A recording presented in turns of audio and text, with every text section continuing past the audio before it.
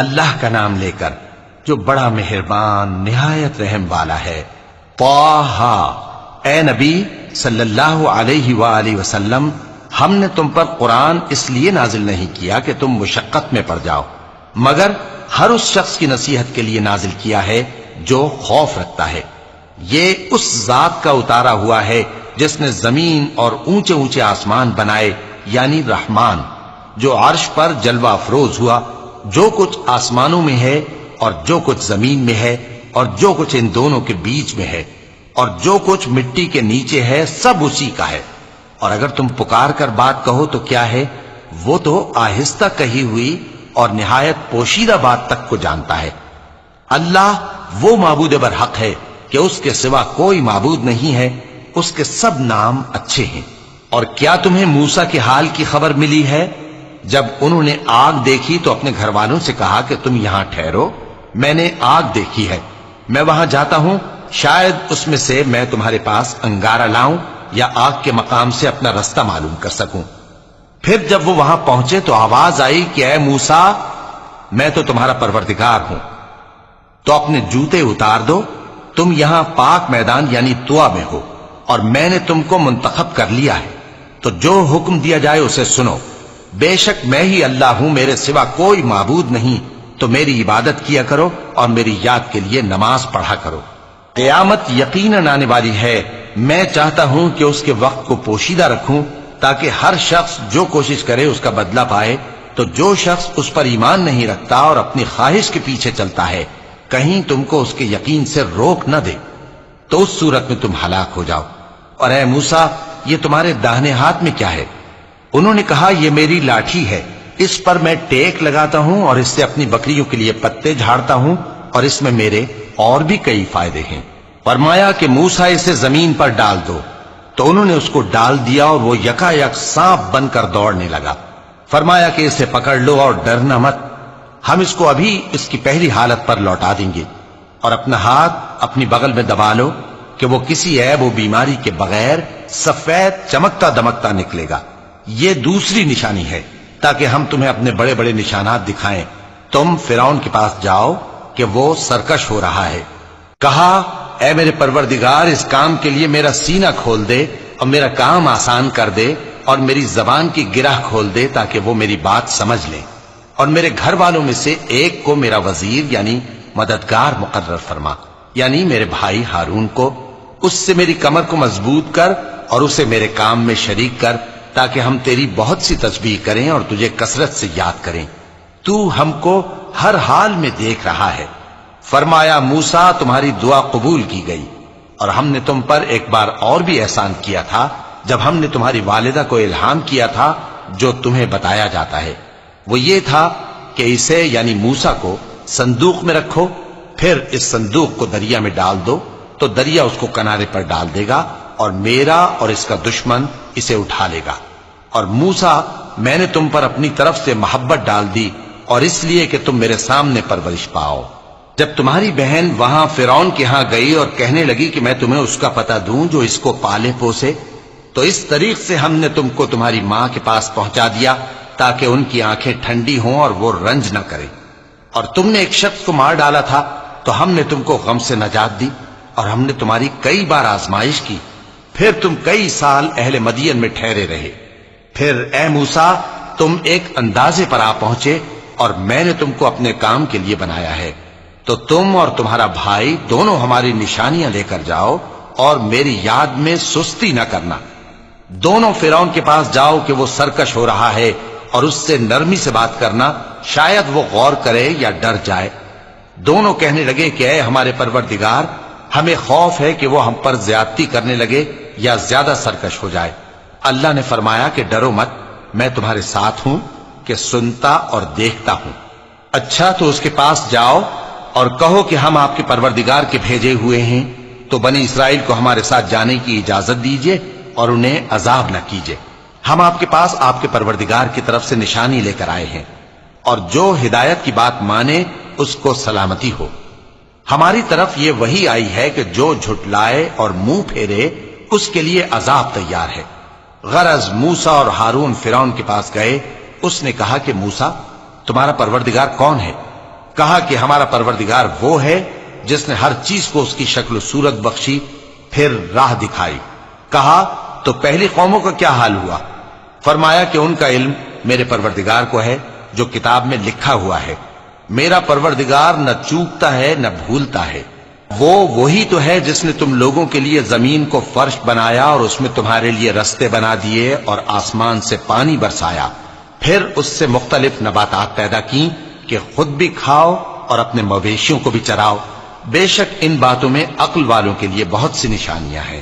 اسی زمین سے ہم نے تم کو پیدا کیا اور اسی میں ہم تمہیں لوٹائیں گے اور اسی سے ہم تمہیں دوسری دفعہ نکالیں گے۔ اور ہم نے فرعون کو اپنی سب نشانیاں دکھائیں، مگر وہ تکذیب اور انکار ہی کرتا رہا۔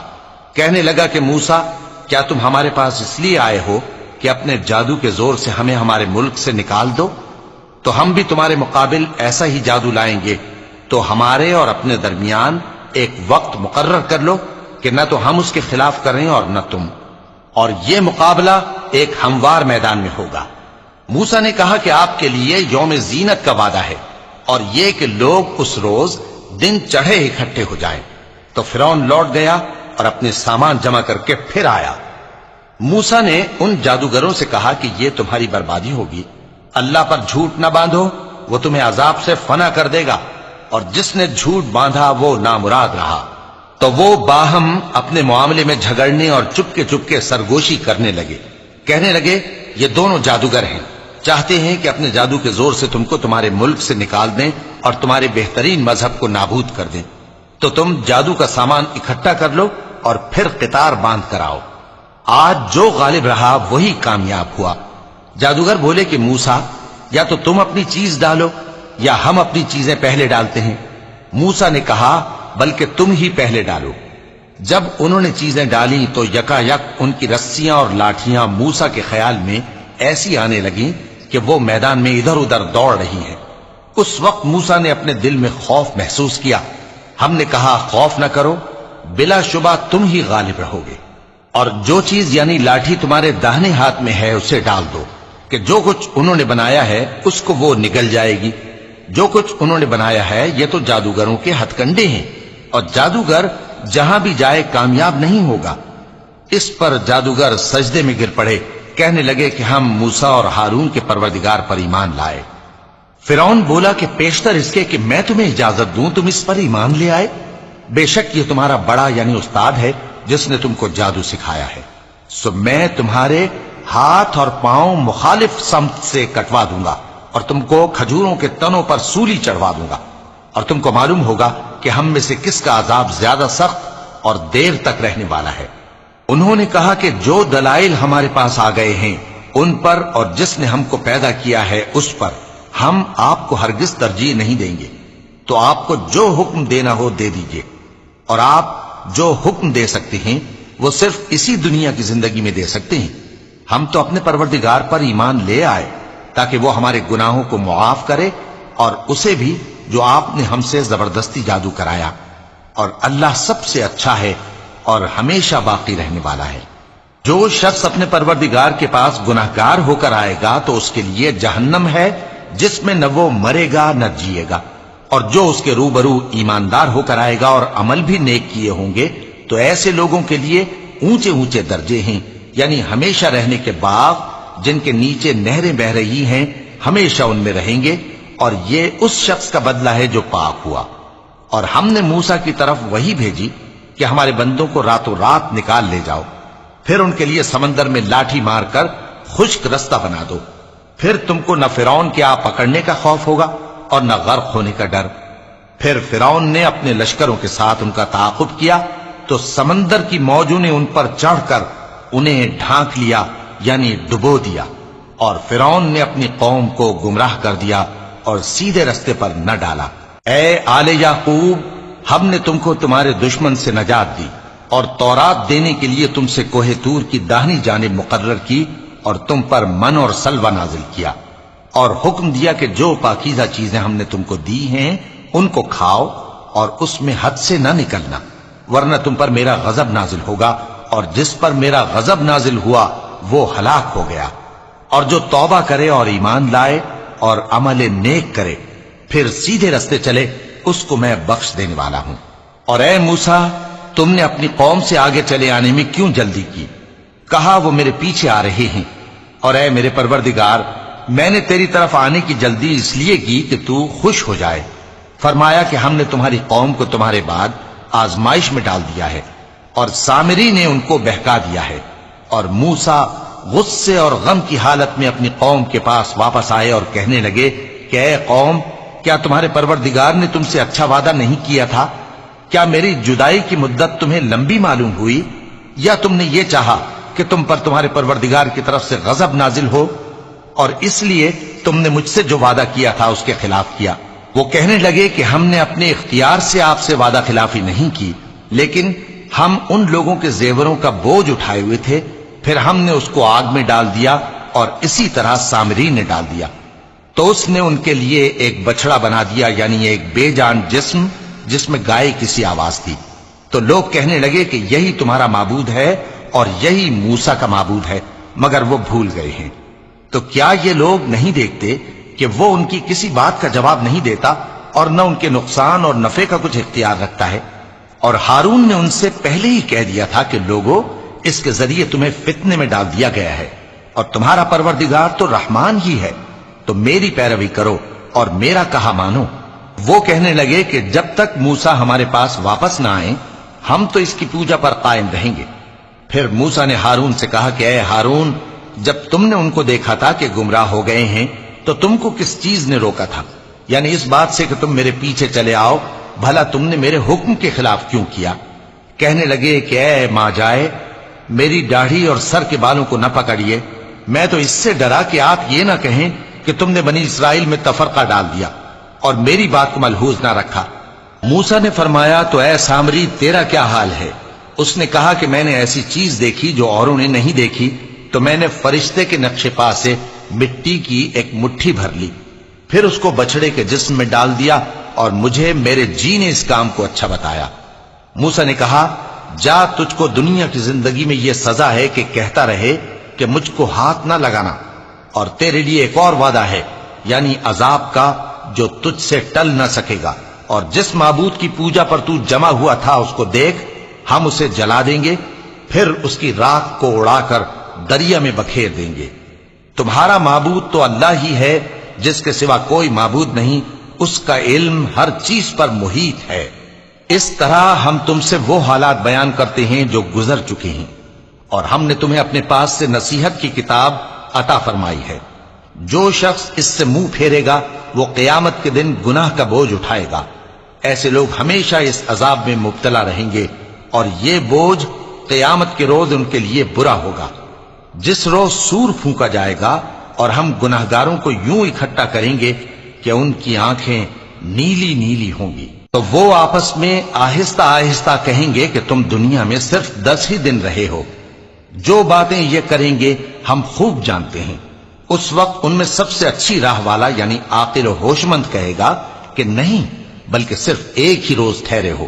اور اے نبی صلی اللہ علیہ وآلہ وسلم، لوگ تم سے پہاڑوں کے بارے میں دریافت کرتے ہیں، کہہ دو کہ میرا رب ان کو راکھ بنا کر بکھیر دے گا، پھر زمین کو ہموار میدان کر چھوڑے گا جس میں تم کوئی نشیب و فراز نہ دیکھو گے۔ اس روز لوگ پکارنے والے کے پیچھے چلیں گے اور اس کی پیروی سے انحراف نہ کر سکیں گے، اور رحمان کے سامنے آوازیں پست ہو جائیں گی، تو تم ایک ہلکی آواز کے سوا کوئی آواز نہ سنو گے۔ اس روز کسی کی سفارش کچھ فائدہ نہ دے گی مگر اس شخص کی جسے رحمان اجازت دے اور اس کی بات کو پسند فرمائے۔ جو کچھ ان کے آگے ہے اور جو کچھ ان کے پیچھے ہے وہ اس کو جانتا ہے، اور وہ اپنے علم سے اللہ کے علم کا احاطہ نہیں کر سکتے۔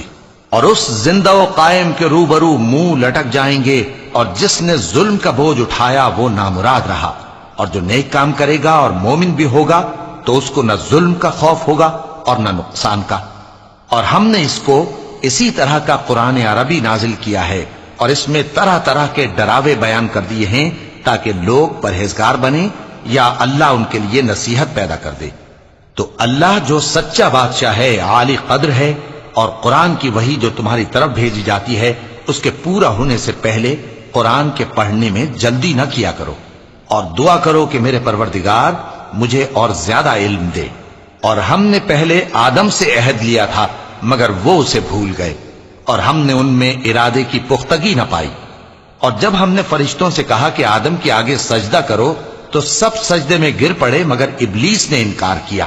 اس پر ہم نے فرمایا کہ آدم، یہ تمہارا اور تمہاری بیوی کا دشمن ہے، تو یہ کہیں تم دونوں کو بہشت سے نہ نکلوا دے، پھر تم تکلیف میں پڑ جاؤ۔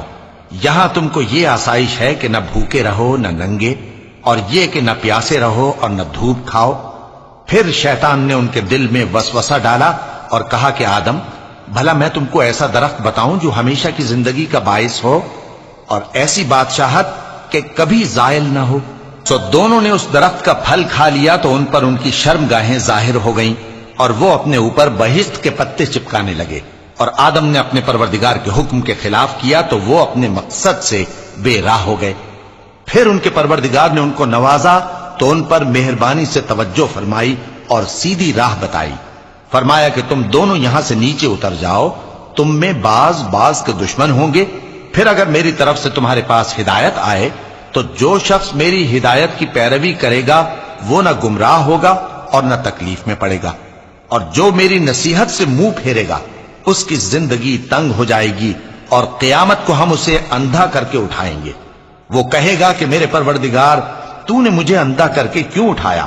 میں تو دیکھتا بھالتا تھا۔ اللہ فرمائے گا کہ ایسا ہی چاہیے تھا، تیرے پاس ہماری آیتیں آئیں تو تو نے ان کو بھلا دیا، اسی طرح آج ہم تجھ کو بھلا دیں گے۔ اور جو شخص حد سے نکل جائے اور اپنے پروردگار کی آیتوں پر ایمان نہ لائے، ہم اس کو ایسا ہی بدلہ دیتے ہیں، اور آخرت کا عذاب بہت سخت اور ہمیشہ باقی رہنے والا ہے۔ تو کیا یہ بات ان لوگوں کے لیے موجب ہدایت نہ ہوئی کہ ہم ان سے پہلے بہت سے فرقوں کو ہلاک کر چکے ہیں جن کے رہنے کے مقامات میں یہ چلتے پھرتے ہیں؟ عقل والوں کے لیے اس میں بہت سی نشانیاں ہیں۔ اور اگر ایک بات تمہارے پروردگار کی طرف سے پہلے صادر اور جزائے اعمال کے لیے ایک میعاد مقرر نہ ہو چکی ہوتی تو نزول عذاب لازم ہو جاتا۔ پس جو کچھ یہ بکواس کرتے ہیں اس پر صبر کرو، اور سورج کے نکلنے سے پہلے اور اس کے غروب ہونے سے پہلے اپنے پروردگار کی تسبیح و تحمید کیا کرو، اور رات کی کچھ گھڑیوں میں بھی اس کی تسبیح کیا کرو، اور دن کے مختلف اوقات یعنی دوپہر کے وقت بھی، تاکہ تم خوش ہو جاؤ۔ اور کئی طرح کے لوگوں کو جو ہم نے دنیا کی زندگی میں آرائش کی چیزوں سے نوازا ہے تاکہ ان کی آزمائش کریں، ان پر نگاہ نہ کرنا، اور تمہارے پروردگار کی عطا فرمائی ہوئی روزی بہت بہتر اور باقی رہنے والی ہے۔ اور اپنے گھر والوں کو نماز کا حکم کرو اور اس پر قائم رہو۔ ہم تم سے روزی کے خواستگار نہیں بلکہ تمہیں ہم روزی دیتے ہیں، اور نیک انجام اہل تقوی کا ہے۔ اور کہتے ہیں کہ یہ پیغمبر اپنے پروردگار کی طرف سے ہمارے پاس کوئی نشانی کیوں نہیں لائے؟ کیا ان کے پاس پہلی کتابوں کی نشانی نہیں آئی؟ اور اگر ہم ان کو پیغمبر کے بھیجنے سے پیشتر کسی عذاب سے ہلاک کر دیتے تو یہ کہتے کہ اے ہمارے پروردگار، تو نے ہماری طرف کوئی پیغمبر کیوں نہ بھیجا کہ ہم ذلیل اور رسوا ہونے سے پہلے تیرے احکام کی پیروی کرتے؟ کہہ دو کہ سب نتائج اعمال کے منتظر ہیں، سو تم بھی منتظر رہو، ان قریب تم کو معلوم ہو جائے گا کہ دین کے سیدھے رستے پر چلنے والے کون ہیں اور جنت کی طرف راہ پانے والے کون ہیں، ہم یا تم۔